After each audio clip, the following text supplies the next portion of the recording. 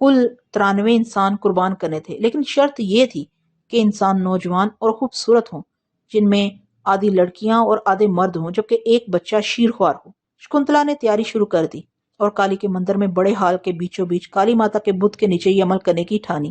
اس مقصد کے لیے عام لوگوں کے لیے مندر بند کرنے اور مندر کے چاروں طرف سینا کا پہرا لگا دینے اور عام آدمی کو مندر سے 1 کوس دور رہنے کا حکم جاری ہوا۔ اب کالی کے بت کے مرکزی ہال کے اندر سلاحوں سے بنے ہوئے بہت بڑے مضبوط پنجرے کا بندوبست کیا گیا، جس میں تمام قیدی جو بلیدان ہونے تھے سما سکیں۔ آج صبح سے ہی شکنتلا اور پریا شہر کے دورے پر نکلیں۔ دونوں 8 پہیوں والی بگی پر سوار تھیں، جس کے آگے سادھنا، کشلیا، گیتا اور 5 دوسری لڑکیاں جتی ہوئی تھیں۔ یہ نہایت خوبصورت تھیں، لیکن کوڑوں کی مار سے ان کی حالت غیر ہو چکی تھی۔ بگی کے آگے پیچھے خوبصورت گھوڑوں پر سرکاری مسلح اہلکار تھے۔ شکنتلا حسب معمول قیمتی پوشاک میں نیم دراز ہو کر باہر کا نظارہ کر رہی تھی۔ شکنتلا کے دونوں پاؤں اس کی گود میں تھے۔ دونوں آج شہر سے بلیدان کرنے کے لیے مرد اور عورتیں تلاش کرنے نکلی تھیں۔ شہر کے تمام لوگوں کو اپنے گھروں سے نکل کر بگی کے راستے کے دونوں طرف کھڑے ہونے کا حکم جاری ہو چکا تھا، اور جو لوگ گھروں کے اندر تھے انہیں سپاہی نکال نکال کر گرفتار کر رہے تھے۔ تمام مرد، عورتیں اور بچے ہاتھ باندھے راستے کی طرف کھڑے تھے۔ بگی آہستہ آہستہ چل رہی تھی۔ شکنتلا جس کی طرف اشارہ کرتی، سپاہی اس کو پکڑ کر فوراً اس کے گلے میں چمڑے کا پھندا ڈال دیتے۔ پریا ساتھ ساتھ اس کو اپنے مشورے بھی دے رہی تھی۔ اچانک پریا نے ایک طرف اشارہ کرتے ہوئے کہا، وہ دیکھیے ملکا، اس عورت نے کیسا چھوٹا سا گول مٹول بچہ اٹھایا ہوا ہے۔ شکنتلا نے سر گھما کر دیکھا تو اس کو بھی پہلی نظر میں تقریباً 1 سالہ بچہ بڑا پسند آیا۔ اس نے فوراً بگی رکوا کر پریا کو نیچے اتر کر وہ بچہ لانے کا حکم دیا۔ بگی رکتے ہی ایک سپاہی بگی کے اونچے پائیدان کے نیچے گھٹنے زمین پر ٹیک کر رکوع کی حالت میں ہو گیا، اور پریا اس کی کمر پر پاؤں رکھ کر فخرانہ انداز سے نیچے اتری اور دونوں ہاتھ کولوں پر رکھ کر مٹکتی چال سے اس عورت کی طرف بڑھنے لگی جو بچہ سینے سے چمٹائے کھڑی تھی۔ پریا کو اپنی جانب بڑھتا دیکھ کر عورت کا رنگ فک ہو گیا، اور وہ سہم کر اس نے بچے کو زور سے بھینچ کر اپنے ساتھ لگا لیا۔ پریا خرامہ خرامہ چلتی اس کے پاس پہنچ کر رک گئی، اور پھر اس نے ہاتھ کے اشارے سے بچہ طلب کیا تو بچے کی ماں خوفزدگی کا انداز لے کر اپنی گردن نانا کے انداز میں دائیں بائیں آہستہ آہستہ غیر ارادی طور پر ہلانے لگی اور الٹے قدموں ہولے ہولے پیچھے ہٹنے لگی۔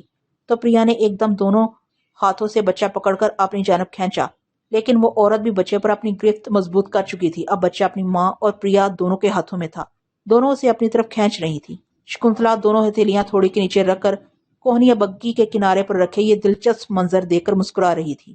پریا کو جب بچہ لینے میں مسلسل ناکامی ہوئی تو اس نے کھینچ کر تماچا عورت کے منہ پر مارا۔ اب عورت کا خامند اور مزید رشتہ دار بھی اکٹھے ہو چکے تھے اور ہاتھ جوڑے پریا کی منت سماجت کرنے لگے کہ عورت سے اس کا بچہ نہ چھینو، لیکن پریا سنگ دل ہو چکی تھی۔ اسے ماں کے پیار کا کیا احساس ہو سکتا تھا؟ اس نے ایک بار پھر بچے کو زور سے کھینچا۔ بچہ مسلسل روئے جا رہا تھا کہ اچانک عورت نے پریا کی کلائی کے پاس منہ لے جا کر زور سے پریا کو دانتوں سے کاٹ لیا۔ پریا نے ایک جھٹکے سے اپنے ہاتھ پیچھے کر لیے۔ اسی وقفے میں وہ عورت اپنا بچہ لے کر پیچھے کو سرپٹ بھاگ نکلی اور گلیوں میں گھس گئی۔ پریا اپنی کلائی پر دوسرا ہاتھ رکھے سخت غصے اور شرمندگی کے عالم میں تھی۔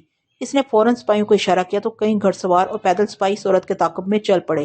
تھوڑی ہی دیر میں بچہ ایک گھڑ سوار سپاہی ہاتھوں میں اٹھائے ہوئے لے آیا، اور دوسرے گھڑ سوار کے ہاتھوں میں وہ موٹا سا رسا تھا جس کا دوسرا پھندا بنا کر اس عورت کے گلے میں ڈالا گیا تھا۔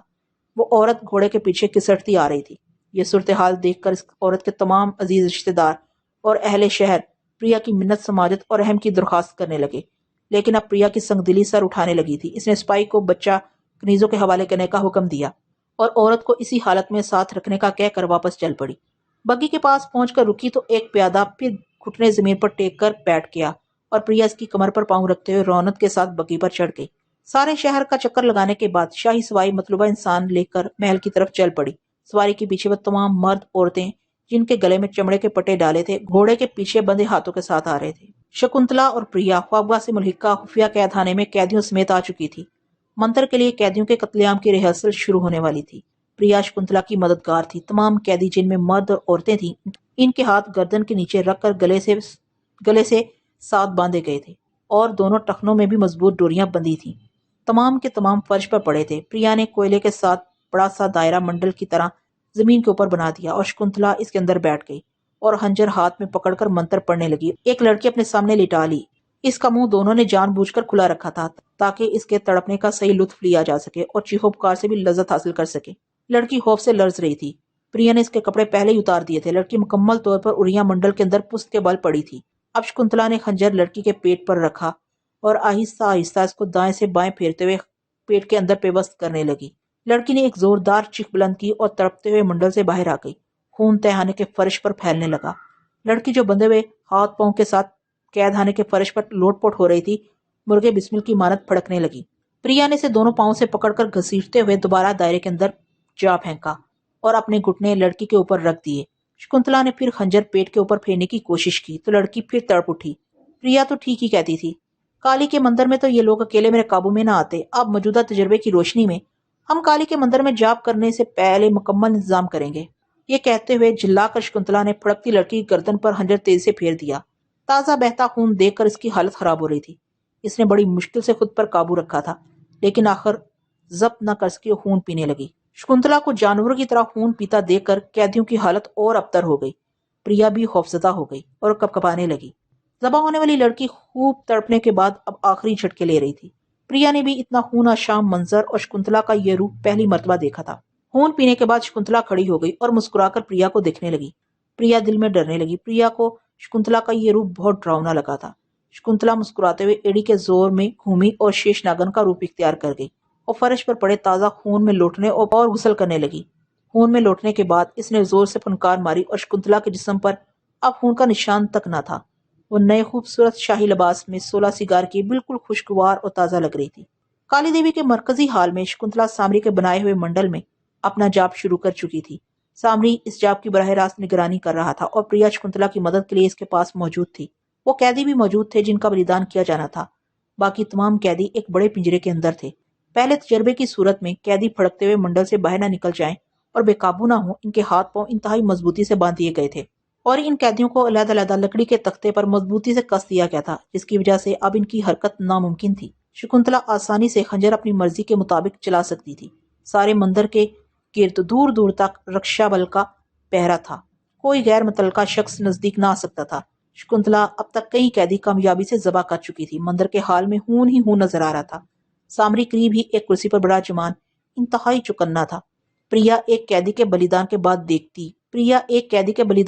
دیکھتی رہتی۔ جیسے ہی شکنتلا منتر پڑھتے ہوئے اسے 1000 مرتبہ مکمل ہونے کا اشارہ کرتی، وہ فوراً 2 غلاموں کی مدد سے پنجرے میں سے ایک تختہ جس پر قیدی بندھا ہوتا گھسیٹ کر منڈل کے اندر کر دیتی اور شکنتلا اس کے پیٹ پر خنجر دائیں سے بائیں پھیرتی ہوئی پیوست کرتی چلی جاتی۔